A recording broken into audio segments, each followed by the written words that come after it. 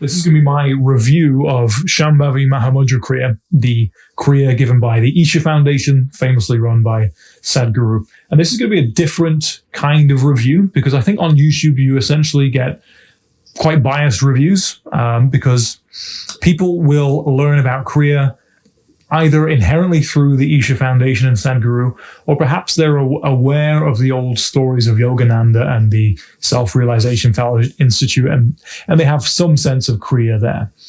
Now, I am not affiliated with Isha Foundation, which is, I think there's a lot of people who are on YouTube. Obviously, it's good marketing to say that it's been amazing for you. I've been doing Shambhavi probably every day since 2 years ago, and I switched it up from a much more traditional intensive Kriya yoga practice informed by Lahiri Mahasaya's kind of work, especially the Kriya Secrets Revealed by J.C. Stevens. It gives you information on a lot more of the traditional Kriyas like pranayama, the spinal breathing, which isn't given in Isha, Mahamudra, which isn't given in Isha, and Mahabandhas are essentially ubiquitous. There is a little bit of the Mahabandhas in Isha's Kriya. But essentially, I was playing around with traditional Kriya yoga, basically Mahamudras, spinal breathing, and finished with Yoni Mudra. And I figured I'd enjoyed doing that practice for about a year or so. But I did get quite heavy side effects, to be honest. I was looking to, yes, improve my health, but also improve my meditative capacity to go into deeper states of concentration, into dharana, dhyana, and samadhi. This was my original motivation for learning the authentic Kriyas. And I was a little bit skeptical of Isha's stuff at first because I just thought it was another watered down organization. So I was doing quite heavy Kriyas for a year, and I did get some sort of nasty side effects. Well, I wouldn't say nasty side effects, manageable side effects, but you could really notice that this was working on your nervous system, potentially on your karmas if you wanted to see it that way. I had some quite heavy negative emotional backlashes, although my mind was definitely getting a lot stiller. Overall, there was a sense that this was a very intense practice, and perhaps I didn't know fully what I was doing because obviously you're playing with your nervous system. And when you're using such powerful techniques, you've got to be very careful. So I intuitively felt I had to step back from doing those Kriyas because they were very powerful, perhaps too powerful. Now, I'm not saying this as if I'm getting psychedelic visions every single session, but the changes in your energy and your nervous system, your emotional reactions, the way that you perceive things, it is genuinely changing your nervous system from the inside out. So I had to instinctively take a step back from that. Then I went on to Isha's stuff because I thought, well, we'll see what this is all about, because I've been aware of all the basic Kriya techniques, that exist across different disciplines. And essentially with Shambhavi, there's not much different. Now, I think a lot of the Isha police might get me for describing the techniques. It's essentially a Nadi Shodhana, which is very common, Om chanting, a Mahabandha. It's just a stack of a couple of techniques, which is fairly easy to follow. However, I have been sticking with it because despite the fact that it's easy to follow, I do get a greater sense of being able to concentrate. There's a greater sense of just about like a 5% increase in my mental awareness, concentration, the way I feel in my body, just feels a little more easy. And whilst I kind of at first dismissed it as a simplistic technique, because you can find the constituent techniques anywhere, sticking to it regularly, at least once a day, has been very beneficial for me, especially in terms of mental concentration and the way I feel in my body. And whilst it is very simple and seems simple compared to those traditional old school Kriyas, the pranayamas and the Mahamudras and everything, I think that's a heavier. It is more classical. You could argue it's more authentic. It's a heavier practice for sure, and it definitely takes longer.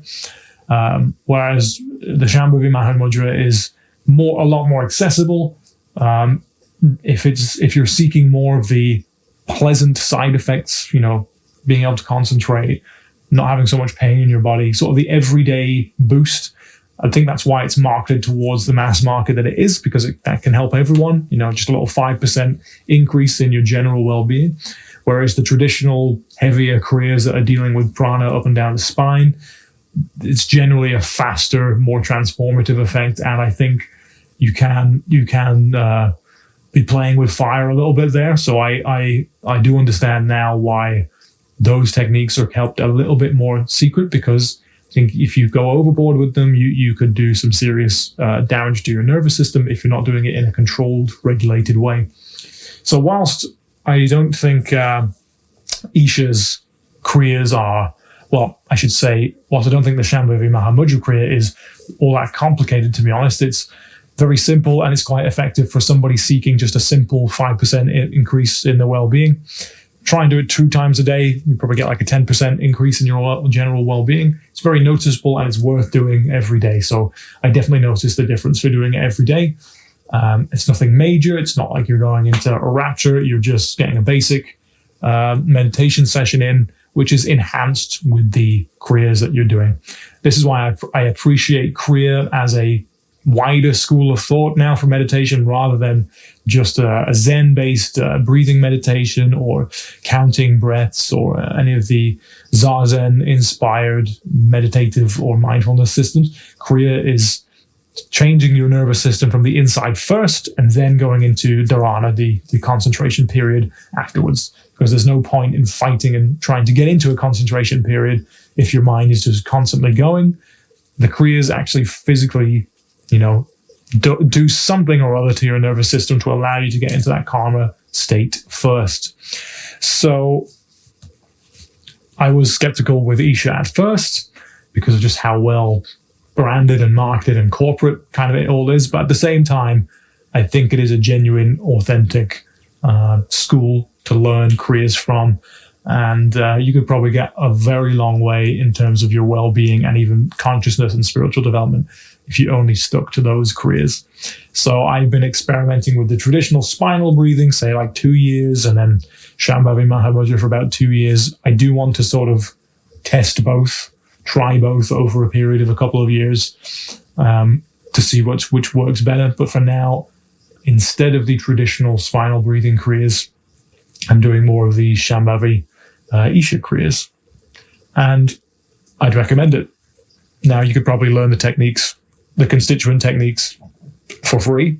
And yes, I think the programs are expensive, but everything comes with a cost, right? It's just the way that the business side and the marketing side of Isha is ran. But it's also to do with people's expectations that any person who's trying to help others on a mass scale somehow should just fund it for free, as if any business at all or any organization has lasted without any money. That just doesn't make sense. Anyway, I should stop rambling now. If you're trying to decide between, Kriya spinal breathing or Isha's Kriya, I would actually recommend to go with Isha's Kriya first and foremost. And then maybe you can learn about the traditional Kriyas in your spare time, and maybe after a year or two, start practicing with that, see what happens. Okay, thank you.